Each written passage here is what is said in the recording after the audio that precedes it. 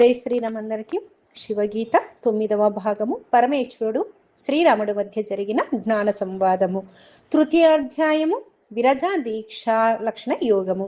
అగస్త్యుడు పలుకుచున్నాడు. కామ క్రోధాధ్యరి షడ్వర్గంబుల కదీనుడైన వాడు నీతి వచనములకు బెడచెవిన పెట్టును. మరణమును కోరుకున్న మనిషి మంచి మందును పుచ్చుకొనుట సమ్మతించడు.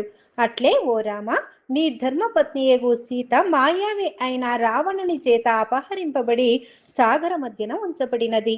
అటువంటి నీ భార్య నీ చెంతకెట్లు రాగలదు? యవని భువన ప్రాంగణమున వానరుల గుంపు వలె దేవతలు బంధింపబడినారో ఆ దేవతల యొక్క భార్యలు వింజామరములను చేతబూని గాలి వేయుచున్నారో, మరియు ఎవడైతే మహేశ్వర వరమును పొంది గర్వముతో స్వర్గ మర్త్య పాతాళ లోకములను నిరాటంకముగా పరిపాలించుచున్నాడో అటువంటి రావణాసురుని పరాభవింపచేయుట నీ తరమా? పోగా మరియు నాతనికి ఇంద్రజిత్తుడనే కుమారుడున్నాడు. అతడు పరమశివుని వరము చేత మహాబలశాలి అయి ఇంతవరకు దాని పరాభవమున నెట్టిదో చూడలేదు. అటువంటి యోధుని ఎదుట నిలిచి యుద్ధం చేయుటకు శక్తి లేక యుద్ధభూమి నుండి అనేక సార్లు దేవతలు పలాయనము చిత్తగించిరి.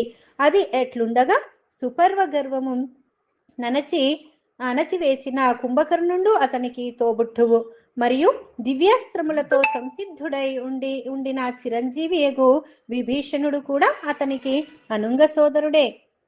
దుర్గం యస్యాస్తి లంకాఖ్యం దుర్జయం దేవదానవైః చతురంగ బలం యస్య వర్తతే కోటి సంఖ్యయా.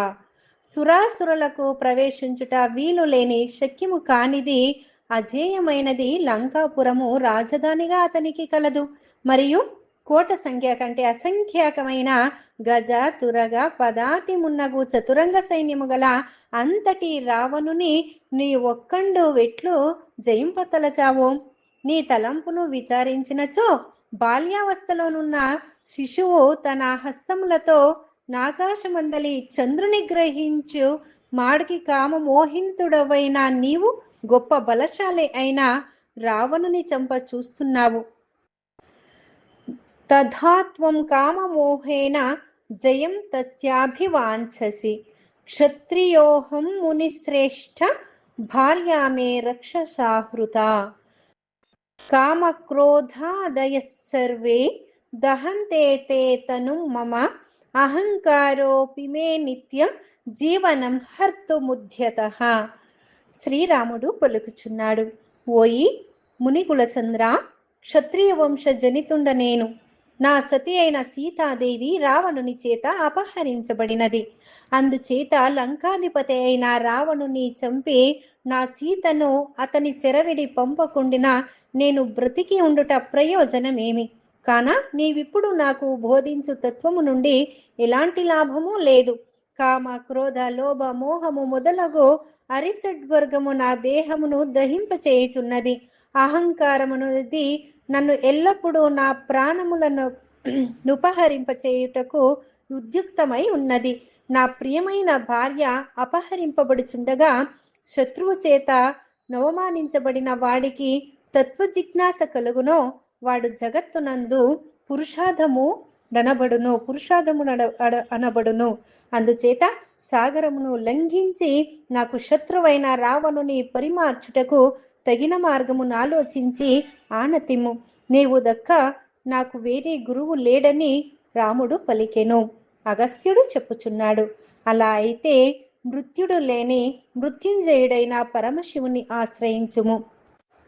ఆ పరమశివమూర్తి ప్రసన్నుడయ్యే నేను నీ అభీష్టములను తీర్చుటకు అతనొకడే సమర్థుడు.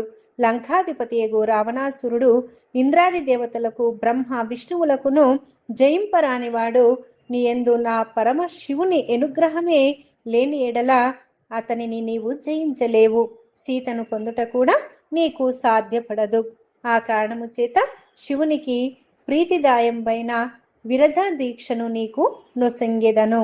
ఆ పద్ధతిని ఆచరించి నీవు మానుషత్వమును వీడి తేజోమూర్తి వగదువు.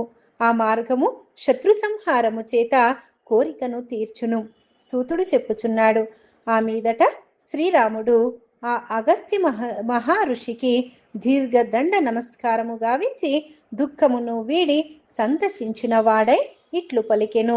శ్రీరామచంద్రుడు చెప్తున్నాడు, కృతార్థోహం మునే జాతో వాంఛితార్థో మమాగతః పీతాం బుద్ధి ప్రసన్నస్త్వం యది మే కిము దుర్లభం